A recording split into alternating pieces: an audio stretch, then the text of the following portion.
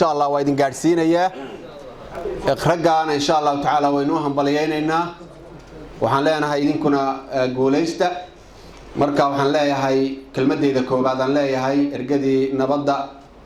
السماد أيه جامينيين وإذن كدير سناي وإذن هم بلييننا ومهتسنتهين وإذن شعل هاي وإذن سود ويننا وحفي عن بعض قبتين حق إلهنا وحدين كرتين إن إله سبحانه وتعالى إنه مارتي أدكوه لدونتان وحينا فيلين أو آدي آدو وإنه خيره ويتشندوا بهم سنتهاي مركب حلنا إرجدي النبضة جوليستا وما سنته قلب جيب وإذن لتشرا إذن كساسا ندلنا هاي إرجوينكي لبضة بيرادنا وحلنا هاي وجوليستين وأوتل سندت كيني deegaanka iyo dadka kalena insha Allah taala waa ku dari doontaan laga bilaabo maanta waxa inoo bilaabmay jawi hore aynu ku jiray jawi ka wanaagsan jawi midnimo jawi isjacayl jawi inaynu maaratay wadada horumarka aynu qaadano wadada khasaaraha aynu ka baydhno idinkana saasaanu idin leenahay si guud shirkan waa lagu dhanyahay dadka deegaanka oo dhan waa ku dhanyahay ama beelihii hadda soo heshiis ha noqdeen ama beelaha kale ha noqdeen waa dhan yihiin waxaan leenahay خسارة وأرجني أما حاجة كونفورت صور هالنقطة أما هل كان هالنقطة أما قوي كلا درسية هالنقطة أما واحد كسر شيء هالنقطة وحال مدة الصومالية التاريخ ده إن أي كتشرته تاريخ مدوى يعني كجود بينين وحن قلت لنا إن لقى جود به أو وحي ما أنت كدم بيا وضد أي نقادنا أي نقطة وضد هرمركا ساس بانسي جود ولا أنا هاي اسمه ده يوحجرت كانوا حلنا هاي سيدا هوري بانو شيغاي aad baan idinku mahad celinayna waxaan ku dari lahaa deegaankan gobolka Cayn aan idhaahdo waxa Soomaalidu ku mahmada war la hel yaaba tala la hel waa barwaaqaysan yahay nicmo badan buu qabaa ganacsiga magaaladan iyo dhaqaalaha ka jira dadka jooga ama dadka aad xoogaalka baa oga waa sareeya aad baa loo shaqeystaa aad wax loo bartaa dadku aad buu soo baxayaa laba aafa ayaa ku jira waad kala talin doontaan insha Allah ragdi wax ka qaban lahaa dadka wax ka qaban lahaa dadka ay hor fadhiyo weeye labada aafa aan hadda aan carabka ku dhufanaya waxa weeye waa mukhadaraad iyo qori odayaasha waxaan may qaar badan oo wiiga gan qoriga gadeynay ku jiraan waa malaynaya sababta waxa qoriyaha aad baa loo gaday shirabadooda waa badan tahay qoriga cid loo gadanayo ma garanayno qorigu wuu ku badan yahay mukhadaraadkuna wuu ku badan yahay waxaan si gaar ah uga codsanayaa ismada anigu dhowr jeer horaan hadaan noqdo reer boole ismada kala talinay way yeeleen qaarna ma aysan yeelin inaad la talisaano aad balsib maanta reer boole ragii de ismada oo ahaa ayaa tihiin khasaarahooduna wax uu tarayaa ma jirto inaad la talisaano nimanka maanta go'aan ay boole ku badbaadinayaan idin hor fadhiya ay aad ka saxiixdaan waa idin kula talin waa idin ka codsanayaa aad iyo aad baa u mahadsantihiin hadal badan uma bixin halkana ma yaal garaadka gubasha dhigay garaad Cabdirisaaq garaad Soofe waa u mahad celinaynaa ajar iyo xasanaad Allah ka siiyo Allah barakeeyo waa nabadda tabantaabadeedii tala fiican Allah ka soo saaro waxaan idin xusuusinaynaa ama aad wada ogtihiinba labadii beelood ee walaalaha ahaa ee dhibaatooyinka soo jiitamay ay dhex mareen waa isu yimaadeen waana ka heshiiyeen heshiiska Allah inoo aqbalo waxaa kale oo jira markii hore hagar iyo hayaag bay ahaayeen imika hagarna waa hayaagna waa hagar waxay la baxeen mataanaha hawd oo aan hoos loo soo dhaafin doonin xafladda maalinta u dambeysay la soo gabagabeeyo fariina baanu diraynaa qofkii hayaaga ee la haybsadaa inuu yiraahdo walaalaha mataanaha hawd baana qofkii hagar ee la weydiiyana uu inta yiraahdo haddii la hayaad ka sii tahay halkaas ay igu dhantahay inuu yiraahdo fariintaana gabagabadaanu gudbin doonaa insha Allah taala maantana weydiintii sheegayna halkaas ay maraysaa inta qabyada ah ee tabliiqaana insha Allah waa soo mari doonaa inay wanaag iyo kalgacal ku soo dhamaatana waana rajaynaynaa insha Allah ilaahayna ha ku dhameeyo dhammaanteedba dhibaatadii halkaa afgarad iyo muwaafaqo inta halkaasaan kaga gudbayaa shirku aad buu u salaaman yahay garaadka hadeer wuxuu yiri laba aafaa jiray garaad laba aafo kale waa jiraan labada aafo oo aan labadaadi ku kabaya waxa weeye aafada koobaad waa xasad aafada labaadna waa been iyo propaganda labada aafo kalena wayna hayaane Allah inaga saaro waa ka ducaysanaynaa labadii garaadku sheegay baan labadaa ku daray waa laba xunxun waa laba dhibaato badan labadaba Allah inaga saaro shirku aad iyo aad buu mahadsan yahay jaamac garaad cali garaad jaamac iyo culimada diinka iyo wixii wax garanayo dhan oo meesha fadhiya iyo ummadda waxa meesha loo yimid maqlaysa iyo inta jeclaysanaysa salaanta sharciga ku salaamaya assalaamu calaykum waraxmatullaahi wabarakaatuh kadib waxaan odhanayaa shiiqa wuxuu lahaa gabadjabi wax ku gooyaan anna maalin dhaweyd waxaan intii lahaa la soconayay garajaaca baa yidhi war maxay baasha soo noqnoqonaysaa waa maxay coladan waxaan ku idhi suryaan baa bannaan mar walba lagaga tegayaa qabyadii maanta waa soo awdantay oodii baa la saaray afsarta meeshii bannaan baa ood la saaray annagoo aan nibcaansho idinku arag oo aanaan idinka hayn isimadow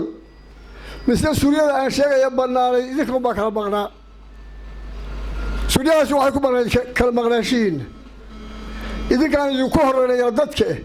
waxaanu idinka codsanaynaa akhriya adduun baa ka liibaani yaa quluubtiinnuna kala maqnaan wada shaqayntiinnuna kala maqnaan xaajadii intaa la ogeeda 15 sano loo maaro waayey wataa maanta adaf jarteen waxaan idinka codsanaynaa inaydaan kala maqnaan oo waardiye ka haysan dadka taa halkaasaan kaga gudbayaa waxaan kaloo u gudbayaa waa soo afjareen colaaddii iyo islicii waa soo afgo'day maanta waa soo afgo'day yaa laga doonayaa in la ilaasho yaa ilaashan kara yay ku beegan tahay inay dayactir ku sameeyaan waa labada reer ay dhex martay maanta dhibaatadaasi yaa loo baahan yahay inay u soo jeedaan habeen iyo maalinba oo wanaagga ku kordhiyaan iyaga waxaan leeyahay waryaaya aan dayac tiranno nimcadaa ilaahay markii hore aynu garan weynin maanta alla inoo soo ceshay taa aan dayac tiranno waxaanu kaloo kaga gudbayaa halkaa wax kastoo aan la cafidin oo haddaan la cafidin daldalool ma weydo waxaan halkaa kaga tegayaa waxaa yaqiina oo run ah shuushkii inuu baxay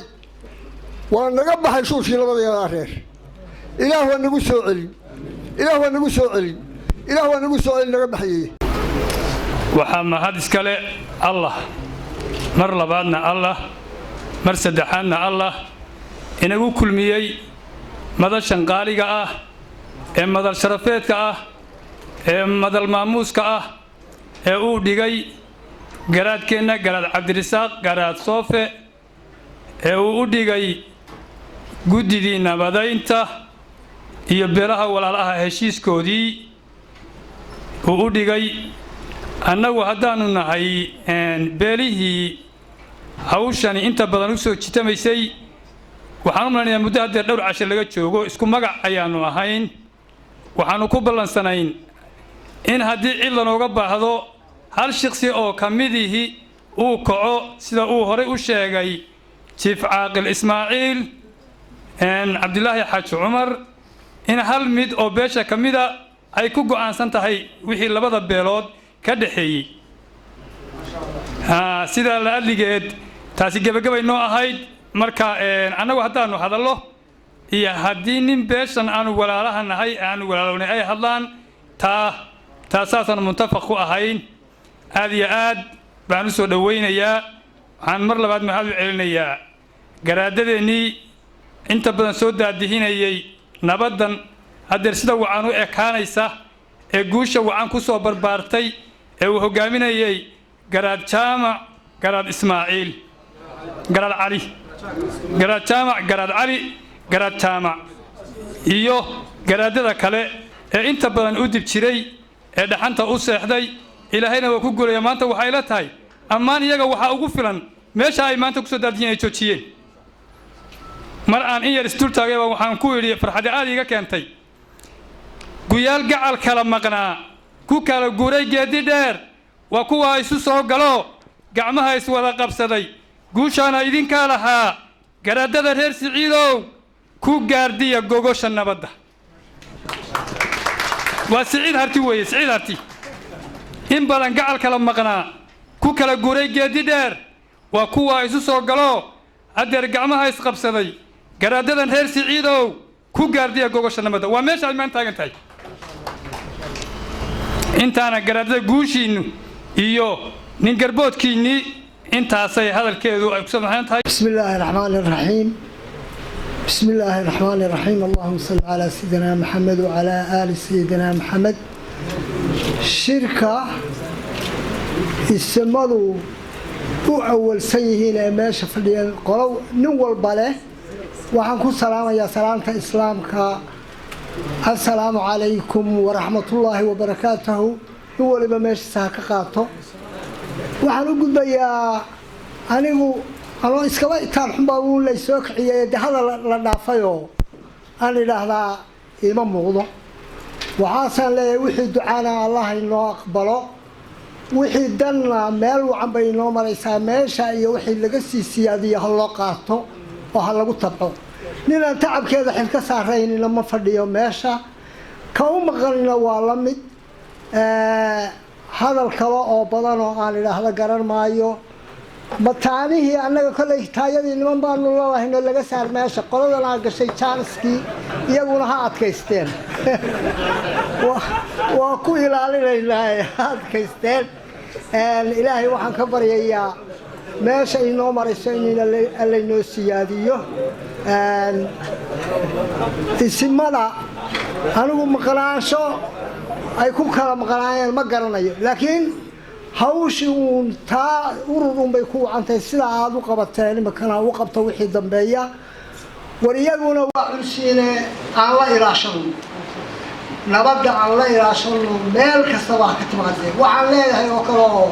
loo baahan yahay deriska inoo dhawiyo dhameeyo nabadaas inoo baahan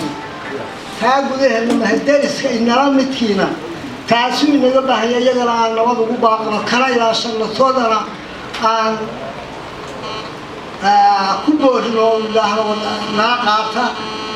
صبر هالسوية وهو يسكت عيا قدر ودعيا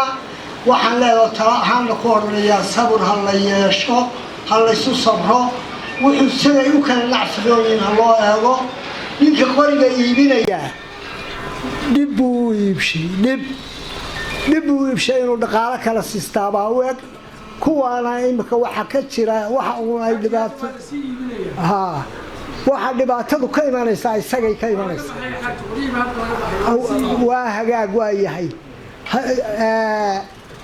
hal iibiyo ama hal dhigto hal iibiyo inta la iibin hal dhigto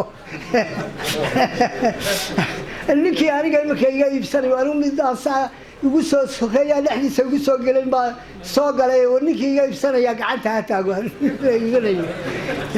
ilaahay ka baryaynaa ilaahay خير هالنوافجيو خير بينو كجرا مeel lagu mahadnaqayno marayna alxamdulillaah rabbil alamin taala waa ku shukrinaa ilaahay baynu ugu shukrinaqaynaa ragii ka shaqeeyayna ama ismada ha ahaado ama ergadi ha ahaado ama kii ayaday ha ahaadeen mahadnaq uu leeyahay nin waa islaamta islaamka kama geeyo haddaan deetiriyo ismo oqaal wadaado oo ay yihiin toon haddaan tiriyo ka geeyo maaye سلامته إسلام هو سلامية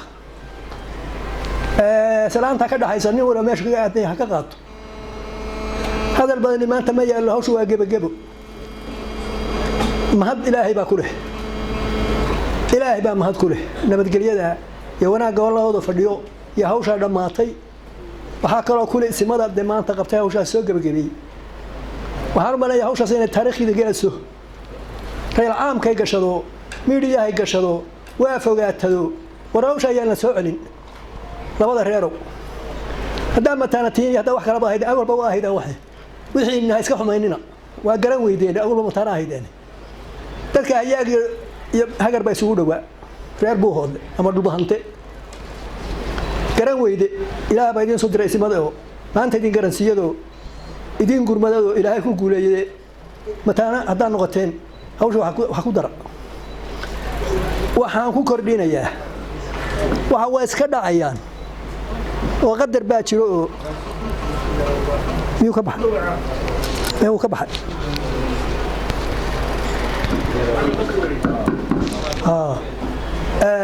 كل واحد عيان ورقلادي وحكوها الرئيساي قلاد دم يهدو القاضي كل واحد عيان إلهي هاي نجاهي وراي قلادي حكوها الرئيساي ما يقول آخر يهدو القاضي وراي هذا واحد عام ده إله بكون شغله يعني لبني بدو يكون عند عندي واحد جاي ستة يعني لبني بدو يكون عند وحي اللي ترينا جدا حكم كهذا أدوك تين ما لا دقي يكون عند خسارة يكون عنده تدوينها دنا الربانتين ما أنت يدين صعونا يا رئيس مه إلى أنا أقول قابلنا يا أنا يدين هيك كان خساريننا وحن لا هاي ما قعوا عم بالله بحدينه لا بهنا هذا دمرك ورا بواهيدينه أضي أبا إلى بري وحوا الله حويري هذا حجر سقبتان حجر هذا سقبتان خالد مقت أكودر سن بيقول جديدة حجر هذا سقبتان جديدة خالد أكودر سن يعني ده كيس قالوا يهوي هذا على جالس سقبتان حياة أكودر سن بيقول جديدة dadku dawo kala ahaado wuu kala ahaa maanta labadii reer la isku tuhmayay isdhalay isku noqnoqday abti iyo ilmaabti iyo seed wax walba soo ahaa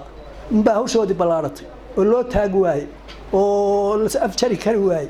oo de amarka ilaah baa hayo oo waqtiba wax waliba leeyihiin waxay u egtay inay maanta gabagabowday war hooyo waxaan leeyahay mataano magaca rumeeya ha hirgalo xajiya ku tabca dhalinyaro iyo odayba dhalinyaro wax sameeyay la leeyahay odayaasha imka ka daran suntu imka odayaasha noqotay wala reer hebel waxa inaga daway ma dhow warayaha la gaar arinka war waa gubaabo warmooday wax gubaabina wax heshiisiin kara waxaan kaga baxayaa hadalku waa yar xanuunsanayo dheerayn ma hadal badan ma halime hawsha ilaahay baa fududeeyay ilaahay baa soo dhaweeyay sababna ismadu uga dhigay ilaahay waxaan uga baryaynaa nimanka ismada ilaahay soo diray hawsha soo qaamay ee guush ka gaaray ilaahay waxaan u baryaynaa rabbiga qaadirka waxaan u weydiinanaa miisaanka xasanaadka inuu ugu daro السلام عليكم ورحمة الله وبركاته حفلة وحنو إلهي بهرت ما هذا سكله إلهي بمركب كوبادي مركب لبعض ما هذا سكله ما هذا لبعض وحنسين أن السماء جراد جامع جراد عليه قامين أيوه حاجة دي كذا عضي قبل كان تور توريتي إلهي كوجولي بانو ما هذا نقلنا يجون وما هتسين إلهينا وعنو ويدينا عشر حسنات أقريا دنبا يجنا أنت أصلا لما هاي بيلهن واحد حمرين هذا الله بحي متانه هود هذا أنا أقول مقعدي كل اللي جتك بانو ملاينا يعني متانه هودنا وحن ديلان هاي حاجة إلهي اسمه ده أدري هذا يدين كنا أفريستين أيدين فريسيان أتسوق بجبيسين ما علنت يا أما الله بدك تسوق بجبيسين إذن كنا آد بمهد سنتين إلهي وحني ويدينا عشر حسنات بيني ويدينا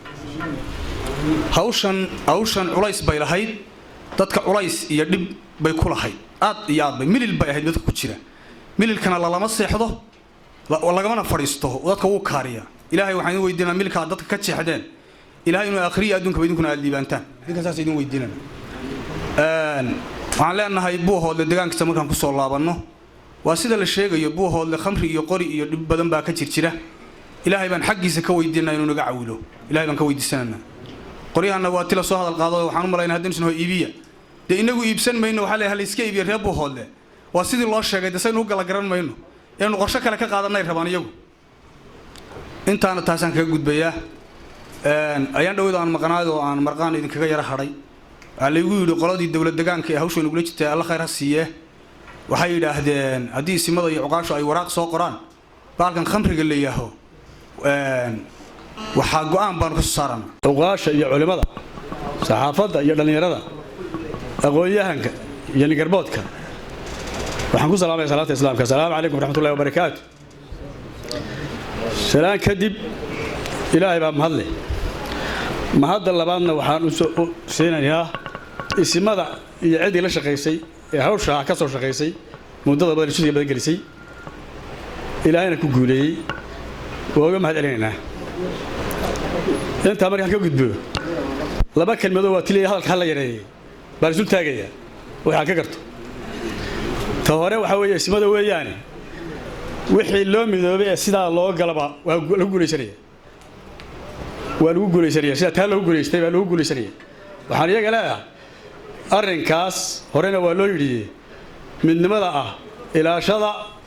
oo haddii alla idmo meeshii wax ka dhacaanba sida aan ugu gurmano annana iskala shaqayno labadan beelood ee mataanaha la baxayna waxaan leeyahay wixii lagu tabco ee meel la dhigo cid baa gacan mahaynta yeelata oo lagaga tagaa hawsha haddii idinkaan idinkaga tegaya dayactira allah idinla qabto waan idinku ducayna aniguna dhibtan kale ee ceelka taalle lagu sheegay gobolkana qoriga weeyaane waxaan leeyahay qoriga wiilashu ma leh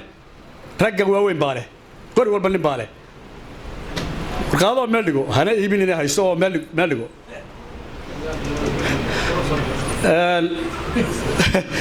khamriga la sheegayana dee waxaa weeye anigu kaasaa igu dhib badan baa garan waayay si loo qabtee qoladan le iminka caaqil cawil yidhi waxay yidhaahdeen warqad soo qorana ma celin karaanoo dee xagga bahalka gootarbaanka maaha halkan un baa laga celin karaa halkan un baa waxaan umanayaa ugu dhow meel laga qabto wiilashaa ha la qabto waa reg tirsane ha la qabto oo awalba dadka waa tii la xidhi jiray meelahaas ayaama lagu hayo oo dee sidii wax looga qaban kara loo qabta iyadana الحمد لله رب العالمين السمدة علماء أقوياءك علم الدين عقاشة دمان ببرشوين تا سوت من هولكن وحكو السلام يا صلاة الإسلام السلام عليكم ورحمة الله تعالى وبركاته السلام بعد جيل الحمد لله الله مهده إله بان مهدرينا هذا الكدوات اللي لما دقيقة يحكم إذا هل إلى هذا أنا وهدي أنا نهاي لودي بيرود لغو صوت تبعي تعب كبدني قلي محاول كلها نبضة لغو صوت شغي وحنو مهد علينا قف كسته أو كسر غير قاطي نبض قليده إلهي وحن كبرينا إن إلهي وحن كبرينا إن دتك كسر شقي نبضة هل كاسو قارسيي شرفت له إن إلهي وحن أحسن إلهي بدلنا كبرينا إلهي ساسان كبرينا أنا قلنا إلهي وحن كبرينا تعب كان قلي أنا لو صوت تبعي إلى إلهي نحسنيه إلهي ساسان كبرينا إلهي إذا كساسان كبرينا سفر دير بالله قلي دول بدن بالله صومري إما كان أنت النهار لي دي الله يدمو وصور لما يسترينا أيضنا مقالين كالنهار يو حان كل هذا أنت الله صومري أنت كهري وصور لما يسترينا هدي الله يدمو خير بدن ما ندير رجعنا إياه مدى دمان مر لبعض السلامي مر لبعض حنم هاد علينا إياه كرادة ugu horeeyo garad jaamac garad cali khayr allah siiyo allah barakeeyo ilaahay barakeeyo waxaan kale u mahad celinayaa magaalooyinka aanu soo marnay dhammaantoodba dadkii bacadka noo tubnaa ee na soo dhoweynayey ee nabadayada xil iska saarayey ee ku naaloonayey nabadgelyada meel kasta oo aanu soo marnay iyagana waa soo dhoweynaynaa waana u mahad celinaynaa waxaan kaloo mahad celinayaa garaad cabdirasaaq garaad soofe oo maanta xafladan qabtay isagana waa u mahad celinayaa allaha barakeeyo qayb gashay xafladan qiimaha leh waxaan ku salaamayaa salaanta islaamka assalaamu calaykum waraxmatullaahi marka ugu horeysa ilaahay baa mahadle waxaan u mahadnaqayaa casumadan garaad cabdisaaq garaad soofe waa garaadkii buuhoodle laakiin waxaa fidiyey dee reer buuhoodle annagu reer buuhoodle ubaanu casimada uu hogaaminayo taa intaasaa ku dhaafaya qalbi daacon wuxuu yidhi hadalka la yidhi oo la yidhi miyaa la naaxin qoladii wax ka dhaxeeyeen iyagaa heshiiyey ilaahay baynu noogu mahadnaqaynaa qoladan gobolka caynna gobolka sool waxay kaga fiican tahay si fududna way isu dishaa si dhowna way u heshiisaa waxaana idin leeyahay sida fududee laysu dilo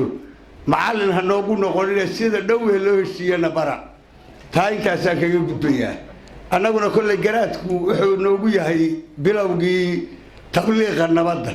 wuuna iska socon doonaa tabliiqa nabad iyo dee kolley kul dadka dee wacdi badan la siiyo taana intaasaa leeyahay war dagaal waynu ka daalay hagar iyo hayaagna mataano iyo walaalo iyo waxay ahaayeen intaba way la baxeen waynuna u bixinay waxaan leeyahay oo aan anigu kolley fikrad ahaan qodob muhiima ugu darayaa war buuhood gobolka cayn magaalo madaxdiisu waa buuhoodle dad badan oo magacan goboladan sheegtana waxay yidhaahdaan taladii buuhoodlay taallaa midnimadii taallaa wadkaa waxaynu naahnaba dee saaka maaha in laga hadlo qori iyo khamri waxaan leeyahay war meeshaa awoodda isugu geeyo waxaadna wax ku haydeen buuhoodle si kale kuma idin fiicinayn haddeer hadalka qaybtiisaan arkayado jirib la dhaafay ma jiro waa ilnin jeexan iyo neef buuhoodoo dhan nin baa na soo dhoweyn lahaa noo mahadnaqi lahaa qoladeeda xagga ka timid intaas tira waa kaftan dagaalkana waxaan leeyahay warnimo yahow dagaalka saaxiibka shaqala maalin dhawood wuxuu yidhi sanyare siminaar ma soo marin anigu waxaan soo maray jaamacad leha ogos ford oo dagaalka dabadda ah ka gudaha maba aqaana siminaaradiisa bal waxaan leeyahay qolyahayni horaa la ilaaway innagaa siminaarka bixinaynaa assalaamu calaykum soo qaybgalayaasha shirkan maanta ka dhacaya hoolka weyn ee buuhoodle waa salaamaya alxamdulilaahi rabbi alcaalamiin mahad waxa iskale ilaahay waxaan u mahadnaqayaa labadii beelood ee la dhexdhexaadinayay sida wanaagsan ee hawshii adkayd ee dhibta badnayd ee ina haysatay ay u soo fudaydiyaan waa u mahadnaqaya waxaan u mahadnaqayaa isimada iyo wufuuddii kale la socotay iyo saxaafadda oo iyaguna runtii si joogto ah u shaqaynayay oo meeshii la tagaba dad tiima oo wada socda oo ismaqlaya oo wada shaqaynaya oo wax khilaafi ayaan hab yaraatee ku dhex jirin iyagana waa u mahadnaqaya waxaan u mahadnaqayaa garaadka guud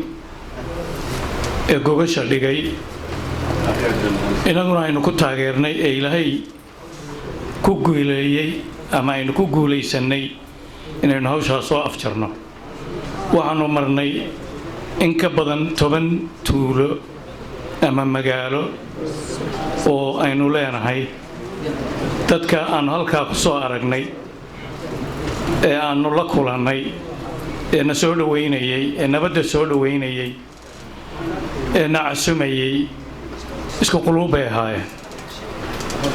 meel qura iyo wax khilaafa oo dadka aanu kala kulannay ama aanu ku aragnay ma jirto wax ilaahay loogu mahadnaqo wey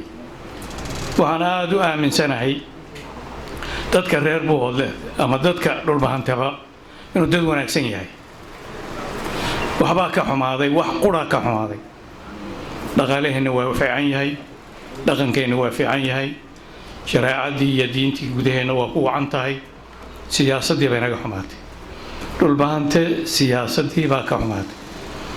siyaasaddu waxay hogaamisaa ummadda horumarkeeda nabaddeeda tacliinteeda caafimaadkeeda dhaqaalaheeda dhaqankeeda magaceeda iyo sharafteeda intaas oo dhan haddaan siyaasad midaysan oo aynu leenahay nooc kasta ha noqotay aynaan u helin dhibta aynu ku jirno ka bixi mayno hagar iyo hayaag waa heshiiyeen dad kalena waa heshiis dhibi ma jirto hadda garaadku wuxuu lahaa magaalada quraha ee dadka intaa leega ku nool yihiin ee aan dowlad lahayn haddana dhisan ee dhaqan baynu talo maamaanbaa mise waa dhaliil yani waxa weeye anigu waxaan u arkaa inay dhaliil tahay sababtu waxa weeye inta kale adduunku waxbay samaysteen waxbay leeyihiin sharci bay leeyihiin balays bay leeyihiin maxkamaday leeyihiin jeelal bay leeyihiin innaguse waxba ma lihin marka ummadda waynu ka dambaynaa iyaynaan waxba ku farxin in beelo intay isdilaan aynu heshiisiinno hawl baa inoo taalla hawl baa dhulbaanta u taalla hawl weyn baa u taalla odayaashana ha ka sugina odayaashu waa dhowr iyo 10 qaar waa gaboobeena waa fadhiyaan qaar waa dhalinyaro oo waxna hadda la caleema saaray waxna lamaba caleema saarin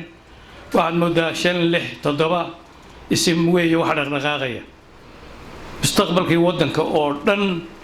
haddii meel walba la yidhaahdo odayaasha waa dayacanahay odayaashana waxba ma qaban karaan annagu dhaqan baanu nahay idinkuna dhaqan baatiin waxaa loo baahan yahay siyaasiyiinteenni meeday saraakiisheenni meeday janannadeenni meeye xaggaynu ka liidannaa howlaha waa kala leenahay aad iyo aad baan idiin salaamayaa dhammaan waxgaradka howlka fadhiya waxaan ku salaamayaa salaanta islaamka assalaamu calaykum waraxmatullaahi wabarakaatu salaanka bacdi waxaanu u mahadnaqanaa garaadka garaad cabdirasaaq maanta halkan iskugu keenay garaadka aad buu u mahadsan yahay iyo dhammaan reer buuhoodlo oo dhan ilaa maalintii aanu hawshan bilownay waxa weeyaan saxdheer laga soo bilaabo ilaa buuhoodlo maanta labo ay ku tahay soo dhoweyn iyo martiqaad baa runtii muxuu ahayna lagu waday aad bay u mahadsan yihiin dhammaan deegaanadaanu soo marnay iyo tanba mahadnaqa isimada loo celinayo runtii waxa weeyaan iyo hawsha ay qabteen waxaa ka mudan labadii beeleed oo walaalaha haddayan ayagu hawsha ayan soo dhoweyn ayan wax fududayn runtii waxba isimadu ma qabteen iyagaa waxa weeyaan mahadnaqa ilaahay ka sokow iyagaa leh waxaan labada kelmadood ee reer buuhoodle hadalka intii kale la yiri khamrigan iyo waxa weeyaan balwadan faraha badan iyo dhibaatooyinkan iyo qoryuhu ay wataan runtii waxa weeyaan waa aafay nagu soo korortay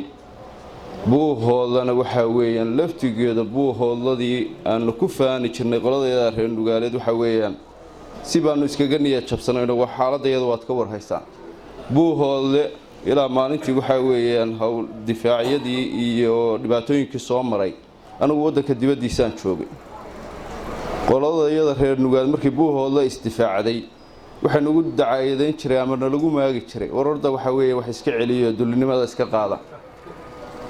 reer nugaaleedkii waxay noqotay ama mid abtirsiinyo ku soo gala reer buuhoodle ku abtirsada ama mid waxa weeye reer nugaalenimadiisiiba inkiraa baanu noqonnay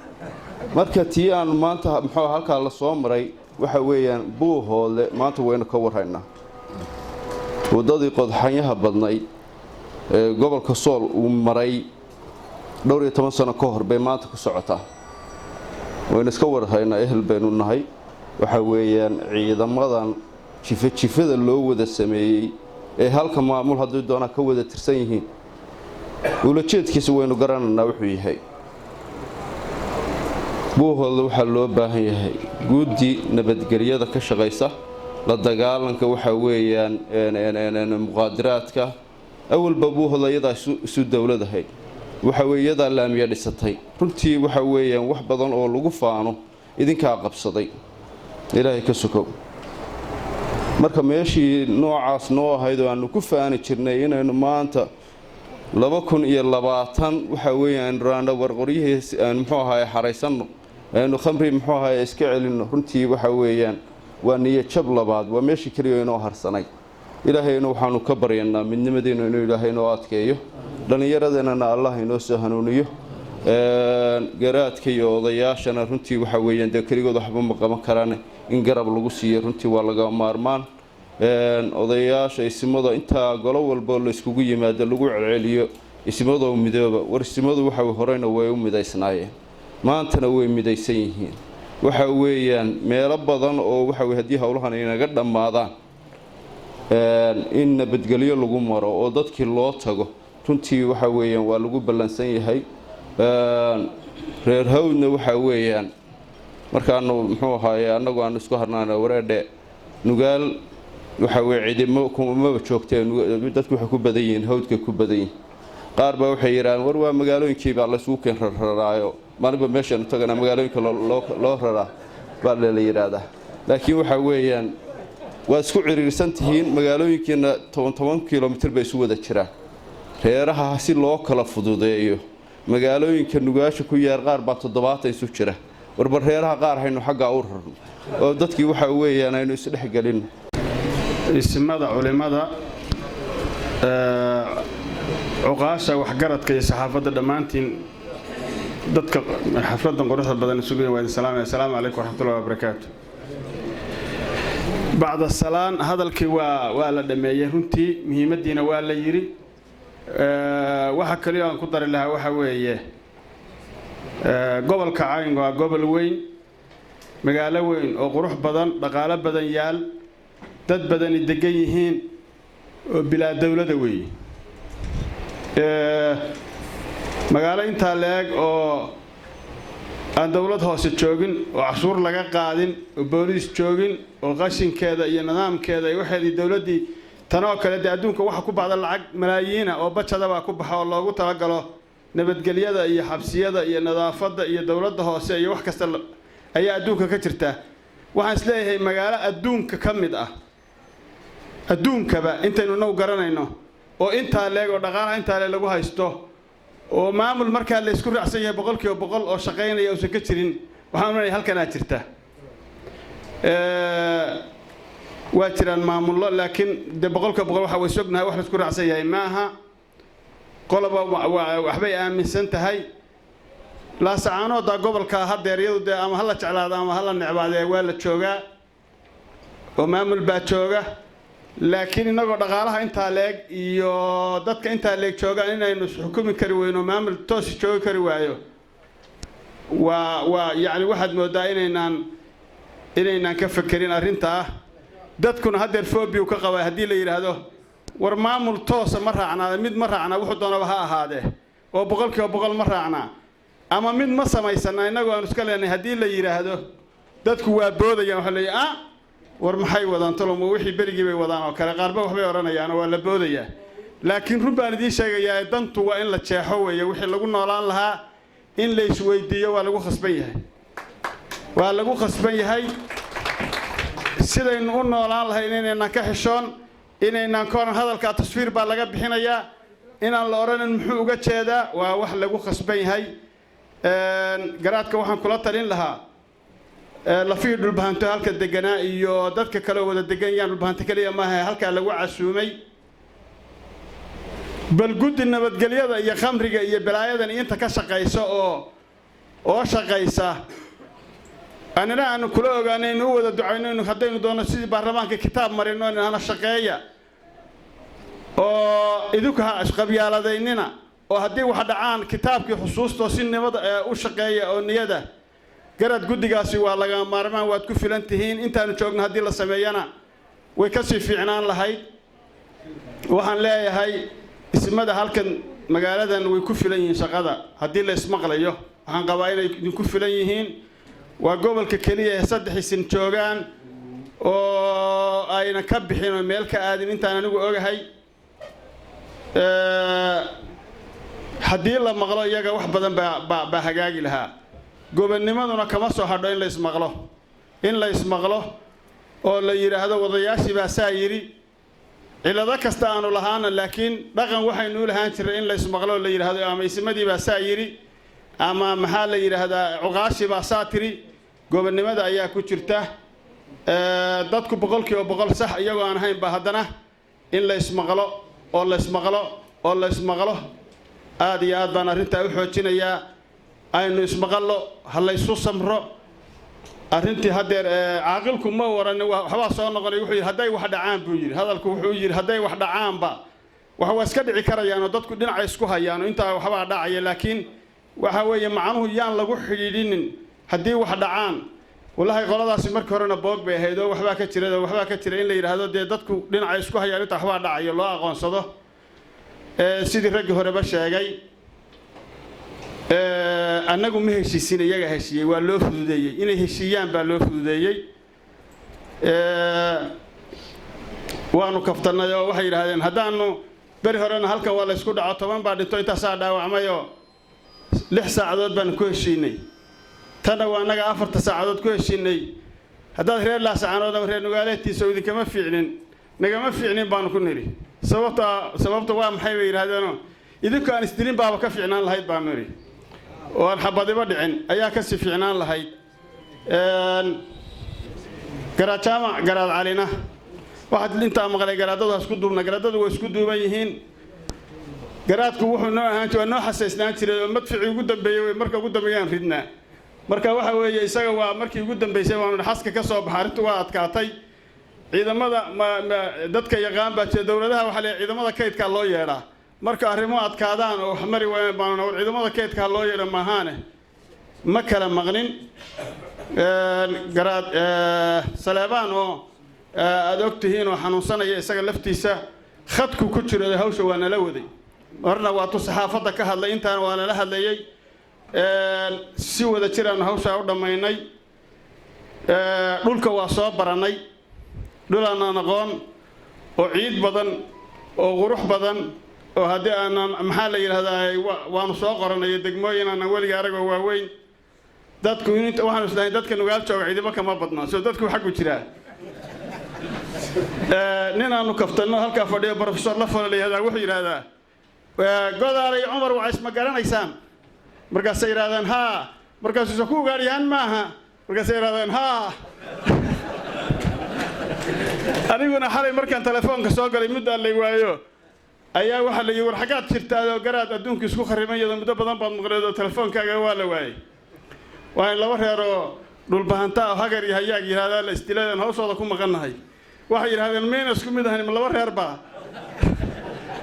marka waa kala fogaanshaha laba dhinac la kala joogan leeyahay waxaanu leenahay waa u ducaynaynaa dadkii heshiiyey oo na sharfay annagana iyana xabadda iska daayay reer buu hodlana waa u ducaynaynaa ilaahay waxaan ka baryayaa dad danahooda garta oo aan isdilin oo gobonnimo ku noolaada oo karaamadooda soo ceshada Allah naga dhigo ugu horeyn garaadka gogosheena oo dhigay magaalada Buuhoodle gobolka Cayn oo garaadkii deegaanka ah garaad cabsaan garaad soofe salaadiinta kale ee garaadada ay halkan aanu ku mareynay qaarna iga dambeyn doonaan uqaasha iyo guurtida ningarboodka dhalinyarada saxaafadda labadii beelood walaalo hawd Soomahay mataana hawd dhammaantiin waxaan idinku salaamayaa salaanta islaamka salaamu calaykum waraxmatullaahi wabarakaatuh xoogaa dee baha khayr baan la qabsanay xoogaa raalli iska ahaado mataana hawd waa la qabsan doonaa hadba qaabka aad u shaqeysaan bay noqonaysaa qolada waanu soo aragnay intaa ka bacdi aad iyo aad baan idinka mahadnaqaynaa sida wanaagsan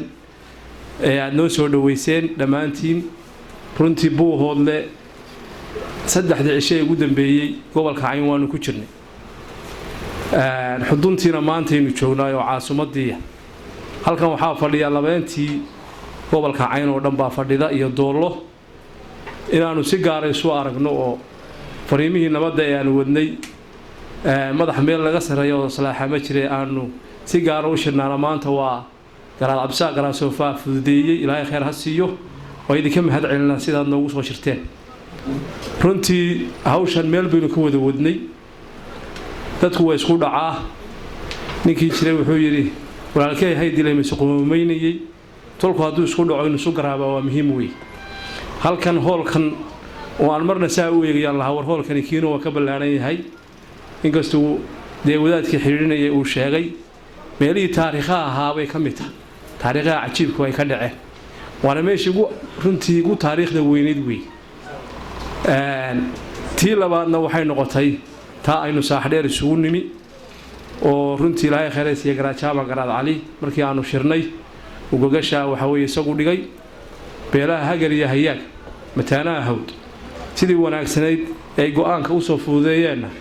dal iyo dibad maanta waa lagu ogyahay halkana maanta waynu wada soconnaayo weli xafladihiinni qaar baa inoo hadhay deegaamo badan baa inoo hadhay qaybtii koowaad baynu soo gebagabeynaynaa qaybta labaadna waxa weeye saasaynu nugaal baynu saa ugu sii jeensanaynaayo gocon dhaalaya waxaynu ka bilaabi doonaa ceegaag markaynu insha allah berita ka soo noqonno qurac dhalaan ka soo noqonno aad iyo aad baan idinku mahad celinaynaa hadalka gunaanadkiisu ceegaag buu ka dhacaya ceegaag baynu aada uga wada hadli doonaa kusii dardaarmi doonaa laakiin waxaa la yidhi ninkii jiray reer buuhodle wuxuu yidhi amba faydne waxbaa farine reer buuhodle waa u mahad celinaynaa runtii arrimahan la sheegayo ee khamriga iyo daraagiska dowladdeegaanka soomaalida madaxdii waa ka wada hadalay caaqilku wuxuu yidhi warqad ha la soo qoray buu yidhi warqadi ma jirto sidaad ogtihiin baa waxaa weeye gobolka la yidhaahdo faafan oo caasimadiisu ay jigjiga tahay ilaa good ilaa dhagax buur intaasoo dhan inta u dhow oo weliba xuduntii ah deegaanka soomaalida meesha laga soo galo ugu ballaadhan khamriga waa laga joojiyey wixii dee islaama waa laga joojiyey waxaanu ku ballannay oo ay naga aqbaleen oo weliba iyagu ay soo jeediyeen inay doolana ay ka joojin doonaan hawshaa way ku maqan yihiin tan kale ee qoryaha xabada waa maqlayna dhacdhacaya laakiin annagu waxaanu arkaynay qoryo la iibsanayo waxba qoryahiina iska iibin mayno haddii hadda iska iibino qaar baa run moodi dooneen marka qoryahana horta waynu haysanaynaa intaa waad fahmi kartaan baan u malaynayaa laakiin waxaan leeyahay nabadgelyadu waa muhiim innagaa ku nool wadaadkii halkan ka kacay wuxuu yidhi garaadadu sidaa ha ahaadeen sidooda ha u midaysnaadeen annagu horta waanu midaysannaha marka wax dhacaan ninun baa noo yeedho meesha wax ka dhaceen waanu isugu nimaadnaa dhulbahantana horaan u sheegayo hawl kasta wuxuu doonaya inuu dhaqanka ka sugo salaadiinta ka sugo garaadada ka sugo howlaha inta badan idinkaa leh annagu waanu midaysannahay waxaanu ku dadaalaynaa haddeerna waxaa weeye waa nabadgelyada beelaha weeye wax kaloo aad naga sugtaan ma jirto haddeerba waan idiin sheegay beelaha ilaahay dhibkooda ma soo celiyo inaanu beelaha nabadgelyada iyo horumarka ka shaqeyna annaga ay shaqadayadu tahay wax kaloo aad naga sugi kartaan ma jirto waxa kale idinkaa leh shiikhuna waxaa weeye kelmadda uu yidhi aad buu ugu mahadsan yahay shiikhana waxaanu leenahay dee kitaabkuna waa mid weeye xadiiskuna waa mid madhabtuna waa fara badan tahay idinka laftigiinu midooba idinka laftigiinu waa inaad midoowdaan oo dhulbahanta culimmadiisu ay midoowdaan waa muhiim waaye waayo waxa weeye dee iyagu weliba uu ka sii duwan yihiin oo kitaabka ilaahay dee midunbu ku sheegay kitaab labaad miyuu jiraa xadiiskuso midun maaha tafsiirka iyo fasilaadkuso midun maaha dee magacyaha noola bixinay intaad u timaadaan kaa uun raaca waan idinku hambalyaynayna inaad kaa raacdaan idinkaana garanayo dee wakaanana baanu garanayno weeye dadku markuu mid noqdo ayuu waxa weeye wax badan ka gudbaa aad iyo aad baan idin salaamaynaa hadalkeenu ceegaag buu noqon doonaa reer ceegaagna waxaan u malaynayaa professor Lafoole xalay baan wada hadalnay in si weyn nugaalo dhan baa imaanaysaa malaysa ma saa professor Lafoole yaa xaflad weyn oo qaaliya ka dhici doonta waa muuqataa nabadii anigu maalintii baan gartay ugu horeysay ee aynu saaxdheer u tagnay ee aynu galabtii galnay ee intii yareeda waxa weeye birrifta aynu qabsanay ee subaxii dambe aynu sunnimi uqaashi siday u wada hadlayeen si isugu jawaabeen banaanigu gartay in xaajadaasi ay gacantiina ku dhamaanayso waana ku dhamaatay waana idinka hambalyeeynaa beelaha baha khayr ee wadaadku wuxuu yidhi sida juhdi halkan loo geliyo looma gelin 3 bilood iyo 4 bilood baanu isaga dab noqonaynay intuuna wada ogeydano rag badan halkan fadhiya joogo xitaa xabadaana lagu rido baroonana lagu ridayo rag baa dibad wareeg iyadoo xitaa ay rabadaan tahay rag baa waxa weeye dhibaato fara badan ka soo gaadhay laakiin tolka yahay lagama harin juhdiga la geliyay labada reer reer dhulbahanto oo la geliyey ma jiro garaadkii waa kaas way maqlaya laakiin waxaa weeye laakiin shiikh waxaa weeye shacabka labada reer afarta reer baa kala dhaga fududaayo qolana waxaa weeye de qolad colodiiqaana bay ahayd oo de koono joogto colaaddu waxay tahay bay garanaysa qolana 100 sano ka hor daraawiish baa ugu dambaysayo xoogaa meedkaa u sii muuqday intaasay ku kala duwanaayeen waana taa kaftankayay ku darayo waan idhi xoogaa waxba jigjiga wixii go'aan lagu qaaday iyo wixii lagaga wada hadlay iyo intaanu kaga hadalnay dharkeengeeyo iyo dhuma iyo saaxdheer waxba kuma kala duwaneen isku si baan u hadalnay xoogaa magtuun baan iloonay aanu bixinno haddaanu magta bixin lahayn labada reer iyana waxa weeye jigjiga lama geeyeen way iska dhamaan haddeerna wixii kii dhulbahantee iska hor yimaada caaqilku wuxuu yidhi waa isku noqon doontaa ilaahay isuma kala celiyo iskuna noqon maysaan laakiin carab iyo labadiisa daan baa isugu dhow ama nugaal ha ka dhacdo oo taa hadda fiqishiniga iyo reer cilmiga ha noqoto ama waxa weeye wax kastaba waxa weeye ha iska yimaadeen saaxdheerun baynu isugu noqonaynaa hadda meel baa noo xidhan oo noo diyaaro gogasha garaadku meeshuu fadhiyo baynu isugu geeynaa waxa weeye aad iyo aad baan idiin salaamayaa hawsha ara cadeeye meel fiican bay maraysaa laakiin way yara taagan tahay sida naloo sheegay maanta khamiista ayaa la isu imaanayaa xaajadeeduna haddii alla idmaa xadday xidhmi doontaa halkan ayagaa ku xidhmi doontaa rag wixii markaa tegi karana haddaanu dhaqanka nahay waan ugu gudbaynaa haddaanu ku gaadhnana waa fililaahi xamdi hadday intaa dhammaystaanna waa u ducaynaynaa aad iyo aad baanu idiin salaamaynaa reer buuhoodle aad iyo aad baanu idiin salaamaynaa garaadkana aad baanu u salaamaynaa wasalaamu calaykum waraxmatullaahi wabarakaatu أمور الدنيا والدين وصلى الله على نبينا محمد صلوات الله وسلامه عليه أما بعد أبا محله إنه قصو نحوش ينوسو فدودية إنه قعنت كهيني ما أنت مال وعن مريسة iyadoo inaanba weli gabagabayn ina liqsiiyey inay inoo dhammaatay oo tafaafulka wacan iyo ilaahay dukuro ishaarada wacan inaga siiyey alxamdulilaahi rabbil caalamiin waa mahadinaynaa garaadka gogasha dhigay isugu keen yeedhay insha allahu tacaala madashan soo qabanqaabiyey jazaaka allahu khayra jaza tolweynaha waxaanu leenahay reer caymeed annagu wax siyaada maanan qaban midhaabaryahan aanu howlaha iyaga ka jiifnayo waxaan naloogu ammaanaya waxa weeye hawshayadii un baanu qabsannay waa laa shukra cala waajib ninna hawshiisa iyo gurigiisa hagaajinteeda dee waa mahadsan tahay laguma yidhaahdo midha annagaa baryahan jiifnayo saas ah laleeyahay waad ku mahadsantihiin laleeyahay hawshii awalba noo taalay insha allahu tacaala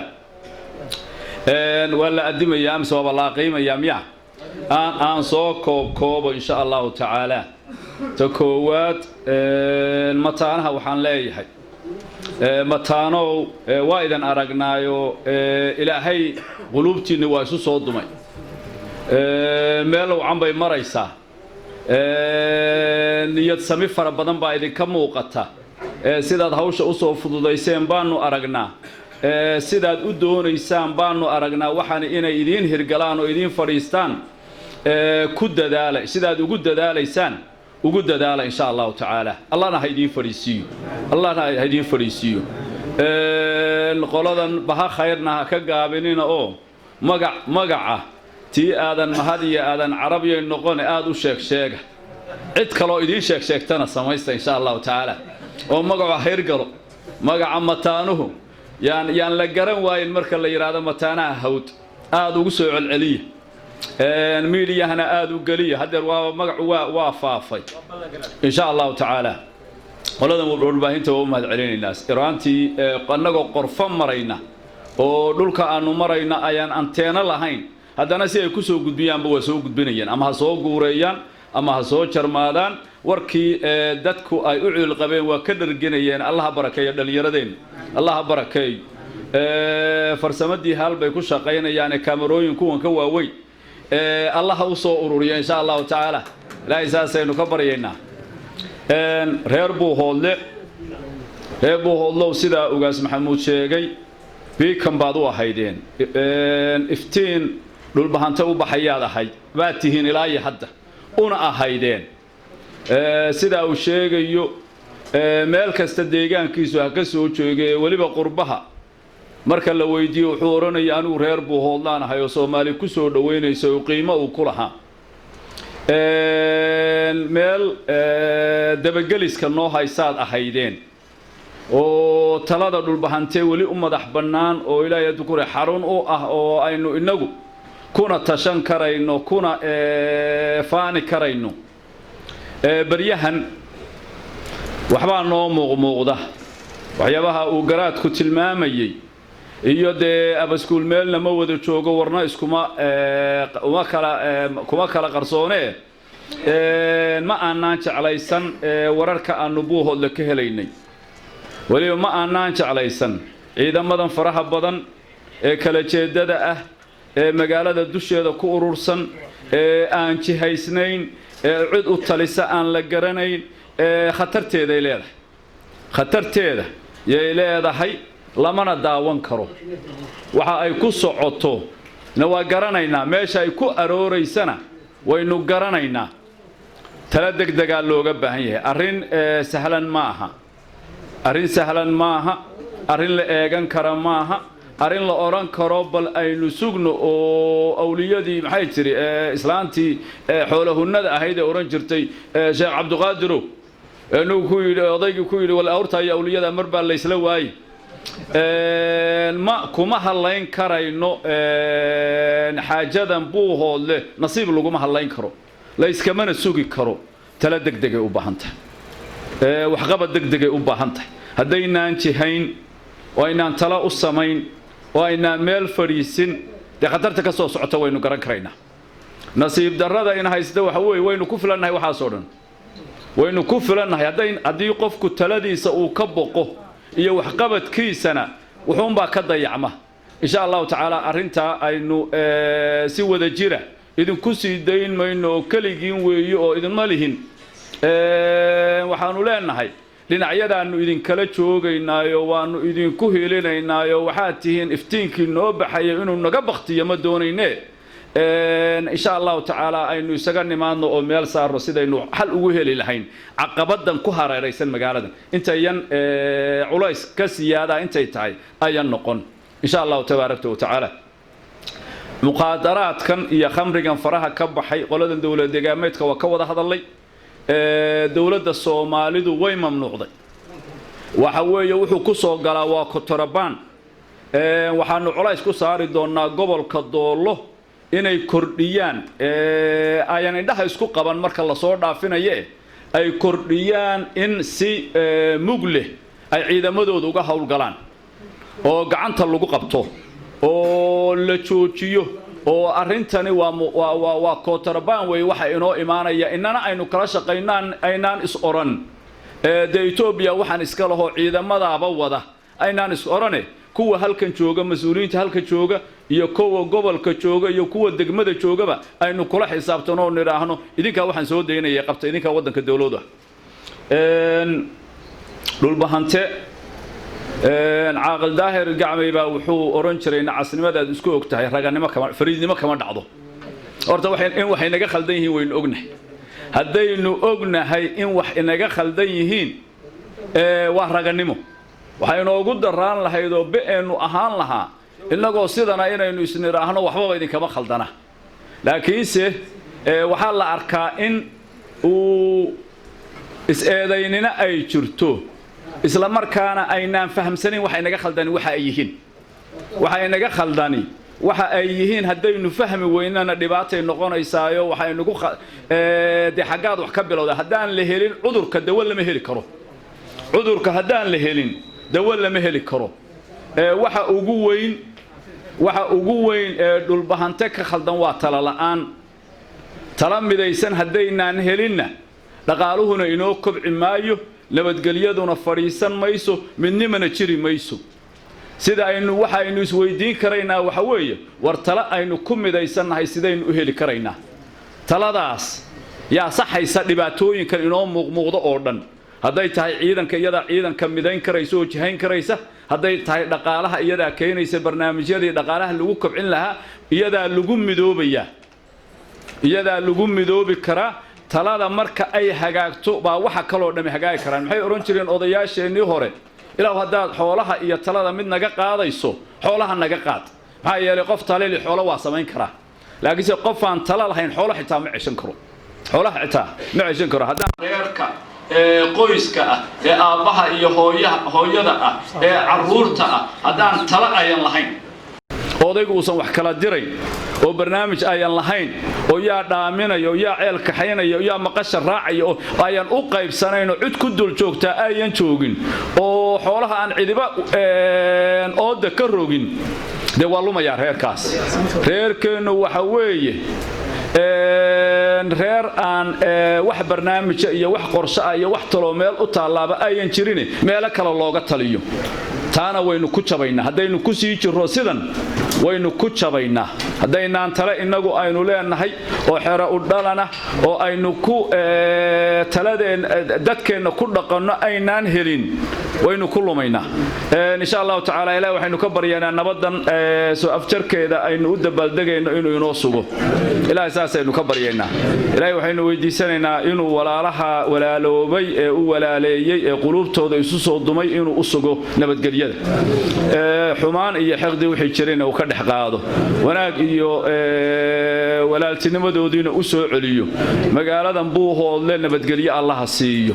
magaaladan ilaahay nabadgelyo ha siiyo ilaahay colaad iyo dhibaato dambe kama dhex rido gudaheedana kama keeno bannaankana kagama timaado magaaladan sidan u ballaaratay ilaahay ha sii fidiyo ilaahay ha sii fidiyo nalkeeda allaha kordhiyo magaaladeeda allaha kordhiyo inta ka xanuunsanaysa xanuunka allah ka saaro caafimaad allaha siiyo baloo dhan allah idinka xijaabo barwaaqo oo dhanna allah idin soo ururiyo dhulbahante talada allah u toosiyo tawfiiqna allaha siiyo dulligayna saaranna dul kale allah u meeriyo allahumma salli ala sayyidina muhammad salawaatullahi wa salaamu alayh